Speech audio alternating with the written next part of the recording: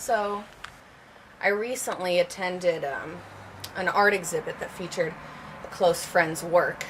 They were big canvas paintings hung on white plaster walls, abstract cityscapes.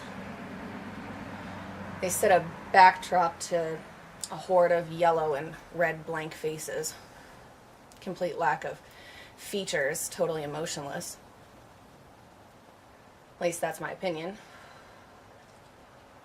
So, in expressing her artistic opinions and concepts, I overheard my friend telling someone, explaining her piece. I see people walking around and I know they're going nowhere. They'll stay here and never leave. Their lives become a stream of constant primary color. They have no ambition or motivation to transcend to a new medium. They're colors that just can never exist without understanding and acceptance and change. Unfortunately, I have no idea what that means, but I smiled and I nodded my head. We all went for a drink in celebration of her success then. A few sold paintings equals success. Well, my mother used to hang my finger paintings on the refrigerator. Was I successful at age 4? Apparently. So, back to the story.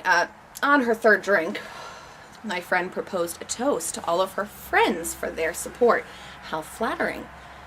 I never thought of myself as much of an inspiration.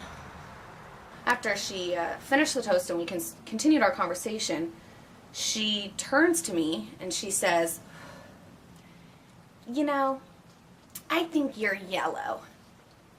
Mind you, she had a couple drinks in her. Either way, instantly I pictured this large, generic, smiley face with ebony eyes. And then she said, "More of a shade of yellow." Let me go ahead and remind you that a shade is created when black is introduced. That's just basic Art 101. So, what the hell does that mean? At least I'm happy, right? The concept of happiness continued to roll around the walls of my mind throughout the night, even through the taxi ride home. So, if you're a fellow city dweller, you can understand and appreciate a securely locked door. Well, the problem lies within the eyes and their response to alcohol. So, I couldn't seem to unlock the apartment door, and all the while I was thinking, what is happiness? You know? What constitutes happiness? Does it live within a context? I don't know, I was feeling pretty uneasy about it. Even, unhappy. But I guess if I was happy then, or unhappy then the contradiction previously would have been happiness, right? So, problem solved. I'm happy. I'm so glad I figured that out. You know what? I'm even happier that at that point in the night, I finally figured out the correct relationships between keys and locks on my door.